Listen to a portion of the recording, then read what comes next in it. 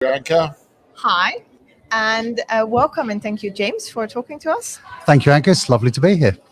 It is still, but I've got some questions for you. Okay. And we'll see what you say after that. I'm sure I'll have a lovely time. For the people that don't know you, could you quickly introduce yourself? Sure. So my name is James Taylor. I'm a teacher, materials writer. Spent most of my career in Brazil, but I've just recently moved to New York. And I'm I'm a joint coordinator of the TDSIC.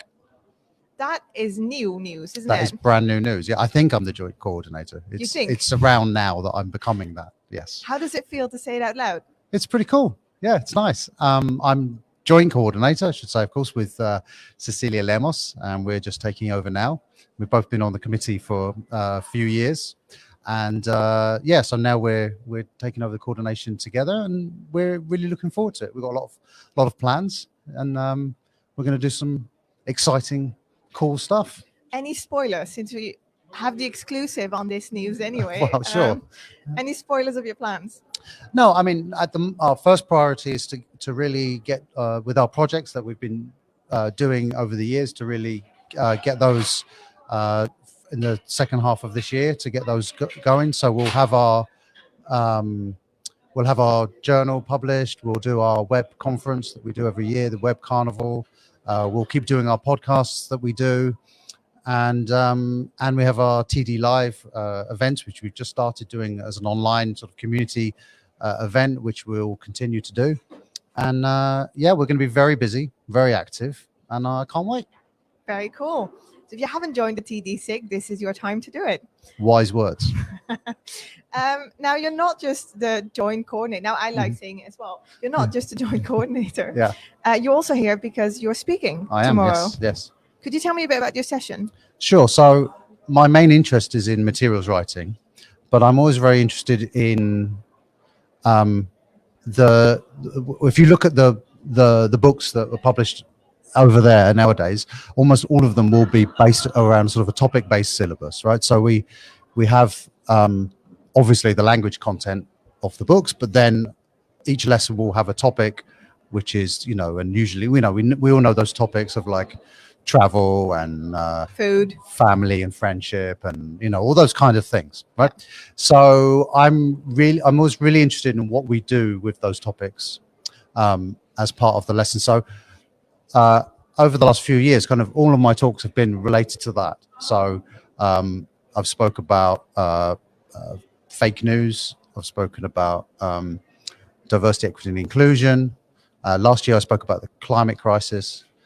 And this year I'm talking about something related to that, which is like how we deal with kind of science and what I'm going to call like science-y sort of topics in our materials. So how do we write about those? And the reason that's interesting to me is because that's the area where we kind of need the most rigor. It's evidence-based topics. And I think that perhaps we're not always the best at treating those topics with the kind of rigor that they need. Any spoilers for the people who somehow are still doubting to come to your session? Well, that was a bit of a spoiler already. But more rigor. But no, I'm going to look at some sort of. The idea of the talk is I'm sort of look at some examples of different topics of this type, and think about sort of hypothetically. I'm going to ask the audience to consider: do you think that these activities that I'm going to suggest, would they be published or not? Would an editor sort of say, "Yeah, I don't think we can do this because this is not what the science tells us"?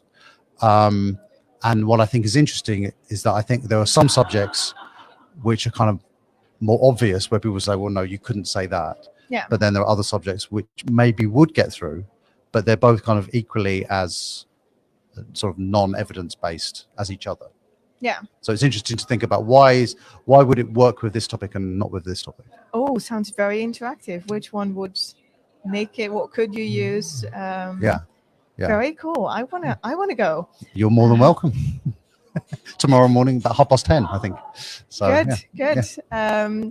And for the people who can't make it, Yeah. because they're at home and not course. attending this year, Yeah. Any topics that they should incorporate in their classes? Wow. Any good topics? Any other tips, perhaps?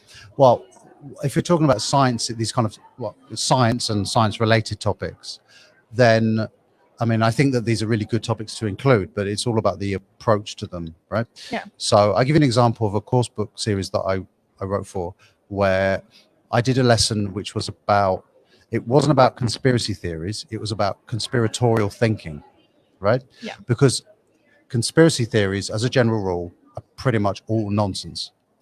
And we're educators, right? So we shouldn't be letting nonsense into our classrooms. Ideally, so, no. Yes. So my what I tried to do with that lesson was, let's have a look at why is it that people believe these conspiracy theories, not what conspiracy theories do you know, right? That's not what I wanted to discuss. No. That's what I want the students to talk about. I want to talk, why is it that people sort of fall into this trap of conspiratorial thinking? And so it was a very sort of, and it was for 12-year-olds, this class, you see. So it was very like carefully constructed. So I thought it was a very interesting sort of exercise in critical thinking, and and literacy, right? A sort of literacy of understanding how information works. And this is what I find really interesting, right? Because I was saying, we can do these things while learning a language. Yeah. Yeah, and that to me is really interesting, and I feel like, obviously we talk about the language bit a lot, as we should, but perhaps we don't think enough about what we can do in that other space that's available there, because we are doing something's happening, even in the most boring lesson. Something's happening there. You always need a topic. You always have other skills that come up. Well, the thing is, like, it traditionally hasn't always been that way, right? It's fairly recent that has been the sort of normal, what seen as like the normal approach. But in the past, I mean, I was fairly recently doing Portuguese lessons, and they weren't really sort of topic based. The books that I was using, they were a little bit, but it was very sort of generic, and mostly, you would see that was language first, where as opposed to like topic first. Has learning a new language helped you with looking at how we teach English? Oh yeah. I mean, for good and for bad, in the sense that maybe one of the best training courses I ever did in teaching was when I had Portuguese lessons with a really bad teacher. And all those things they tell you not to do when you're doing yourself and everything, he made us do them. And then I was like, oh yeah, now I get it, right? It wasn't just theory. I was like reading aloud and doing this kind of stuff and taking turns to read and everything. And then when I was doing, I was like, oh yeah, this is like, no, there's no doubt I really can't do this. So that was, I got more out of it from that point of view than I did from like learning from great teachers, to be honest with you. Unfortunately, that was my experience, but it was very valuable. And as a process, going through that process of learning a language, it's hard. I'm not someone who found it easy at all. It was really hard for me. And so I understand how my students feel. Does help with empathy. Absolutely. And bad examples inspire just as much as the good ones. Yeah, and it may be cheaper than doing like a regular course. Could be. Assuming that quality and money are sort of in balance. Exactly, yes. Now, yesterday we had a guest in the studio, Taisa Lombardi. You probably know her from the Raise Up. I do. I know Taisa very program. Well. You do. You would know that very well. Could you tell me a bit about it? So, Taisa's, I mean, for two reasons, because also she won the TDC scholarship this year as well. Yeah. So, but her presentation was about a project that I started with my colleague, Ila Coimbra, where we decided that one of the obvious issues of the day, which is the diversity, equity, and inclusion, that the representation of many social groups and identities was unlikely to be sort of solved by ELT publishing materials anytime soon. So then we decided that we would just do it ourselves and create materials which were genuinely inclusive,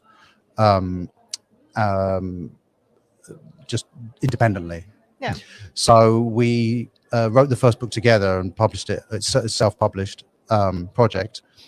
And then after we did the first book, we invited collaborators. And so we started to invite people to write lessons and to editors, proofreaders, illustrators, to help us put these lessons together. So it turns from being just sort of like a project for the two of us to becoming, now I think we've had sort of 40 people or something involved across all these different Very impressive. different areas. Yeah, so so Taisa was one of our contributors because her speciality is that she's taught many older learners. Yeah.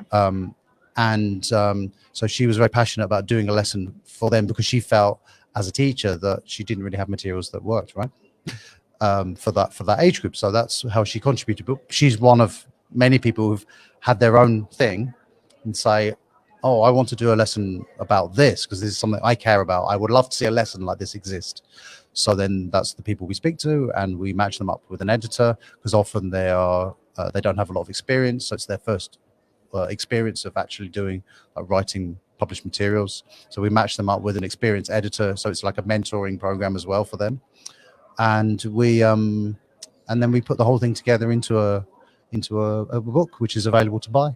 All the money goes to charity. Everyone is a volunteer, and so so we've so far published 3 books: the multi-level one, the first one we did, and then B1 and B2. We've been on a hiatus for the last year or so, but then we'll come back soon and we'll do our A1 and A2 books, which will be published sometime this year, beginning of next year, maybe. Brilliant. So it's a project I'm very passionate about and very proud of, and I would hope that more people will get involved and take the opportunity to work with us in the future because we're open to everybody. Okay, that's very good to know. More opportunities today. It's very much about Absolutely. sweets and opportunities today. Oh yeah, I got on the sweets as well. So anyone want to be or do more with material writing, this sounds like a really good opportunity to be both mentored and to get attention for a specific topic or a specific point of view. Yeah, and I just mentioned that some, the topics we concentrate on, like there's the kind of the ones you say like obvious topics of diversity, equity, and inclusion, things like LGBTQIA plus, race, gender, but then we also look at, we also invite lessons about, say, people who live in rural areas, low paid workers, people with disabilities, lots of different areas that we feel are not poorly represented or not represented at all. Well, I can imagine there's loads. If you really critically look at the materials we use, there's so many categories not represented that you don't realize maybe until you are confronted with the fact that they're not. Any big surprises over the past couple of books where you said, wow, I didn't realize this was so much an underrepresented topic? Well, one that was very interesting to me actually was we wrote an article for Voices, IATEFL Voices, about the project, and David Crystal got in touch with us, which was pretty cool to get an email from out of nowhere, and he asked us about why we hadn't included religious representation, and it hadn't really occurred to us because neither of us are religious people. And we said, well, yeah, it is true that you don't in course books see, and it's not lessons about religion, but it's just having representation of that in materials. So I was like, well, yeah, that's a good point. So we did a lesson. Elara wrote a lesson about where it looked at different faiths around the world and so on, and it was really interesting sort of to go through that process because it hadn't occurred to us at all. And then when we got the email from David, we were like, yeah, that's true. You don't see people with like visible, in pictures, for example, visible signs of their religion, which is very common around the world. So.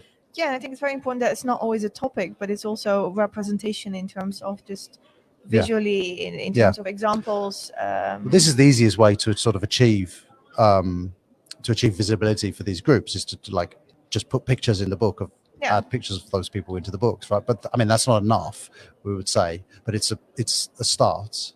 It's the easiest thing a teacher can do, for example, to amend a book that a course book they've got that they're not very happy with. Is that they can then sort of go, okay, I'm going to change this pictures here and I'm going to make a slide, and same activity but with just different faces, and that is a very easy thing that teachers can do. But obviously we need to do a lot more than that, and we need to have lessons where these people have they have agency. They're not just like passively in the background of a lesson, but it's actually their voice that we allow. We don't have people even speaking on their behalf, but they're speaking for themselves, telling their own stories. So yeah, so it's a sort of project that I think everyone involved in it has learned a lot as we've gone on. Yeah. And yeah, I'm very proud of it. And I'd like people to buy it because all the money goes to charity, as I said, just to reiterate. What charity? There's 3 charities that we've got. So there's Casa in Sao Paulo, which is a refuge for vulnerable people. Las Patronas in Mexico, where they provide food for people who are crossing borders on the trains, who often don't eat for days without the support. And then for Lifting Hands, which is a refugee support charity in Greece. Very good. Very noble, and definitely something I'd want to do. So sell it to me. Like what does, other than that it's inclusive. Mm-hmm. What else is good about the book? Why should I ditch my course materials? And you shouldn't ditch your course materials, because it doesn't replace an entire syllabus, right? So each book's got 8 lessons in it, but I would say they're lessons that can supplement ones that you're already doing. So you can use them to replace a lesson if you're not particularly happy with that one, or you can use it if they need an extra lesson on that particular language point that is covered. Then you could use it for that level, to supplement.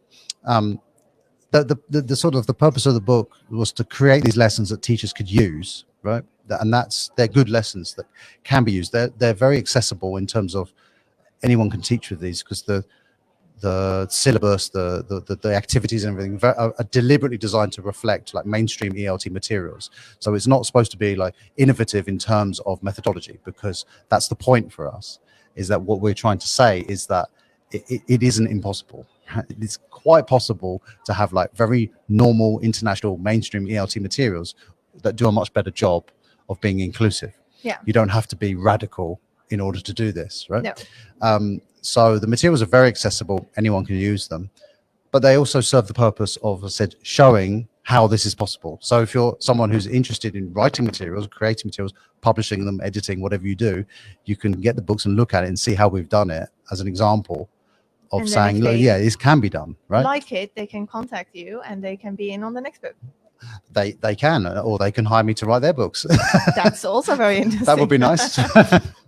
But yeah, so they and of course there's a campaigning element to it as well, right? Yeah. So we want to put pressure on on our profession to respond to what we're doing, and for it to affect the practice of writers and editors and publishers around the world. I love that. Yeah, so it's got this sort of three pronged attack. No, but it is. It sets a tone. It challenges others to start thinking about it, and at the same time, for teachers, it's I assume ready-made, photocopyable kind of materials, extra supplemented lessons that you can use in your classes. Yeah, so they provide the extra supplement. Yeah, and that comes with teachers' notes, and so there's some. In the last book we had listening lessons with audio. So every time we do one, we kind of expand on it and what we're able to offer. I mean, yeah, we did with the last one we published was during the pandemic, so we created like a PowerPoint version that teachers could use for teaching online of the book. So yeah, we kind of add more to the package each time we do it. So yeah, brilliant. So go check them out. And can I mention the website? You can mention the website, yes. And whenever possible, Sean will actually put it on the screen or in the chat or somewhere. Yeah, so raiseupforelt.com. It's the website. Raiseupforelt.com. Yeah, raise up, FOR. Raise, not rise. Everyone makes that mistake. Raise Sorry. Up. No, you didn't. Oh. But raiseupforelt.com. So, yeah. Okay, very good. Yeah. Now you write the course materials. You're now the joint coordinator for the TD-SIG. Yeah. You work in Brazil. Would love to talk more about that. Sure. You also do a podcast. A few podcasts, yes. A few podcasts, even. You're a very busy man. Yeah, I know. I need to start to learn to say no to things, don't I? Well, I'm really glad you didn't start when we invited you for the interview. No, of course not. No. But what's your favorite job out of all the jobs? What's the favorite one? Oh, wow. The favorite? No, I mean, I want to say I like them all for different reasons. No, it's everything. I really like writing. I really like sitting down with the blank page and then ending up with that point later on where you've got that lesson which all sort of coheres. That moment where it kind of clicks and you're like, yeah, there it is. Yeah, it's really satisfying. I haven't been teaching for a while, so at some point I'm sure I'll probably miss that, because I do love to be a teacher. But I would say, yeah, for now I'll go with the writing. Very good answer. I completely understand, even though I see Sean crying in a corner, that you're not actually mentioning the podcast with him as your favorite. The TEFL Commute podcasts that I do with Sean. Yes. That podcast, you mean? The TEFL That should Commute. have been. That would have been apparently the perfect answer. So but, when I do that podcast, I have to listen to Sean for like 40 minutes and then talking in my ears. So I'll let you figure out whether that's my favorite job or not. I think he's doing the same now, but Payback. No, but material writing, I love it. For the people back home, to wrap this up, yes. For the people back home who want to do more with material writing or are beginning material writers, any good tips for them to get into it? Well, here's something you didn't mention. I'm also the leader of the materials writing SIG for Brasitiso in Brazil. And this is like, I know. Another job. Okay. Yeah. And occasionally I get paid to do things. And that must be nice. Yeah. And this is the main thing that comes up, right? Is people saying, how do I get into it? And it's not an easy question to answer, because there isn't like a linear path. You go apply for this and then do this. And, if you speak to materials writers, everyone got into it in different ways. My own story is doing a presentation at a conference, and there were literally like 12 people in the audience. So it wasn't like a great attendance, but one of them was from a publisher and she liked what I did, and then spoke to me and said, would you be interested in writing for this coursebook series that we're planning? And then I ended up doing the whole series, co-authoring that. So that's, but the lesson from that is, you've kind of got to be visible, be out there doing stuff. You've got to be available. It's kind of difficult to move into materials writing if you're a full-time teacher, for example, right? Because it's difficult to get that balance. But so at some point you might have to like take a jump into the unknown and say, I want to do this. But I think the best thing you can do is start without waiting for someone to give you permission. Just start doing it anyway. So start writing your own lessons that you use, give them to your colleagues, create a blog. People still do that. I know some people think it's very old fashioned, but you can't do it on Instagram like you can. Yeah, I do. Yeah, it's very dormant, but it's that still too. there. He also has a blog. I don't publish on the blog, so for a long time. So because of the other things. But yeah, so it's start doing it. Try and share them with people, get them out there, tell people that you're doing them, and then that's a start. And then get involved with events like this. IATEFL has a MORSIG. Go to their events, become a regular, speak to people, and look for those opportunities. Like you have to be fairly relentless and sort of keep digging and keep trying. So keep trying, be visible, talk about it, and come to IATEFL. Always, that's always the answer to any question. Good tip. Thank you. And thank you for the interview. No, it was lovely to be here. Thank you very much. Listening to me for 40 minutes in his ears. I mean, what could give him more pleasure than that? Thanks, James, and thank you for turning up and closing our show today. That's it. The live show of day 2 has come to an end. We hope you have enjoyed